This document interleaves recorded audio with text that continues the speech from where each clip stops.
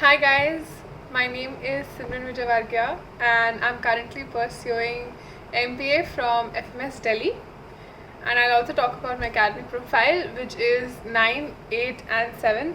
I have completed my undergraduation in civil engineering from NIT Jaipur. So as I know that CAT 2021 is just 2 months away from now, and I believe you all might be having those nervous jitters and thinking about what to do in the remaining 2 months that will help you on the D day, right? So I have given CAT 20 and I scored 99.17 percentile, and I will help you. I will share the tips and tricks that I followed that helped me keep my prep on track and help me prepared in the last 2 months. Talking about the first and foremost tip I'd like to give all of you is to calm down, trust in the prep that you have done so far, and keep going on. Now is not the time to give up, and now is not the time to rest. Keep going on. And one major tip that I want you to apply even in your mocks is do not let the performance of one particular section affect your next section. Don't let it carry forward. You're done with that section, leave it, forget it, it's done.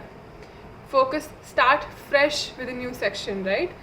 Please take care about this, because it might happen, God forbid, but it might happen that one of your sections doesn't go as well as you think, and if you carry that forward, it might affect the further sections as well, which we don't want. So please practice that even in your mocks. That is one tip that I would definitely like to give you all. Talking about prep perspective, let's start with VARC. So what I did for VARC in my last few months was basically practice a lot of passages and read newspapers.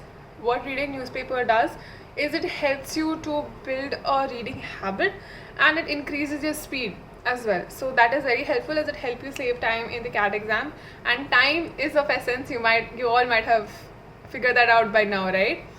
And apart from that, practicing passages helps you stay in touch, helps you keep your tricks and tips that whatever Ketan sir has taught you in mind, and apply that. If you know it but you don't know how to apply it, there's no point of knowing it, right? So practicing helps you with that. Apart from that, practicing also keeps you in touch, and you understand where you're going wrong. More mistakes you make right now, the lesser mistakes you will make on your D day. So that is a basic strategy for VARC. Do not panic. Everyone is the same board. If you think a passage is very tough, it'll be the same for everybody. Try basically different techniques to approach your mocks, and figure out which one works out the best for you if you haven't done it so far. Moving on to DILR, the entire CAT paper, not just DILR or VARC, is all about practice. If you have practice, you are set for the paper. So for DILR, I was very comfortable with LR, and DI, since it requires quick math and I wasn't a master in quick math, it was comparatively a tough suit for me, right? So how I started my DILR, I'll share my strategy. How I started it was that I first attempted LR one set of LR. Once I'm done with one set, that is either 4 or 6 questions, I am confident that I have done these many questions. Then I go and try my hand at DI. Once I feel that my DI sets are not happening, I go back to LR, and I refresh my mind while doing an LR set, because as it did that to me. So that is the strategy I followed during the paper. Before the paper, during these 2 months, I request you to please try and practice as many different types of sets that you can. Find it on the internet, find it on the material that Ketan sir might have shared with you, find it on any source that you can, and practice as many sets as you can.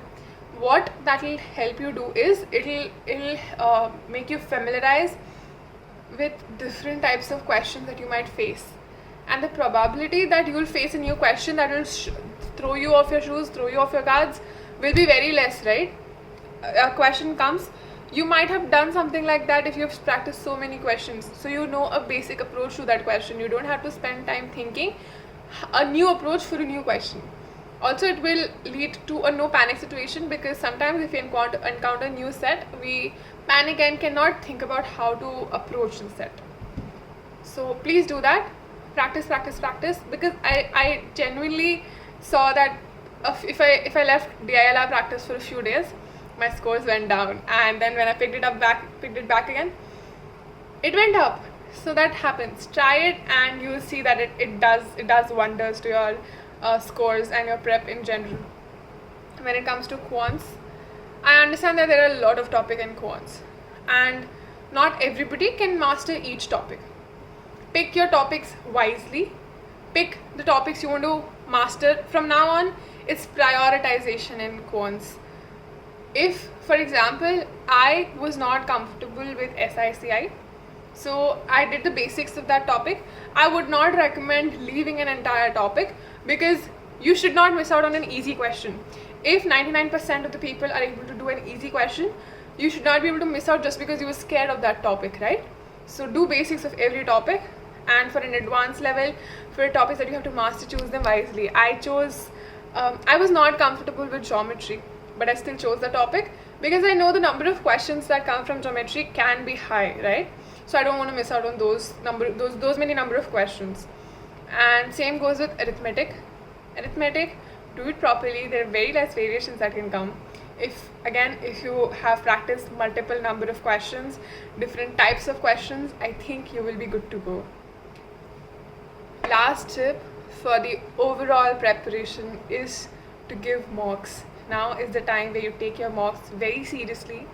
Give as many mocks as you can, and giving mocks is not enough. It is in vain unless you are sitting and analyzing those mocks. So you need to understand how important analyzing mocks is. For that, let me tell you that till my last mock, which was around a week before my CAT paper, I encountered a new trick or a new technique to solve a question that helped me save 10 to 20 seconds even till the last mock test, right? So please analyze your mocks, even if for a question that you have solved.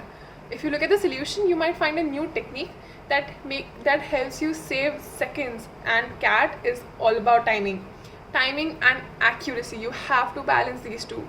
Do not think about the number of attempts you're going to go make.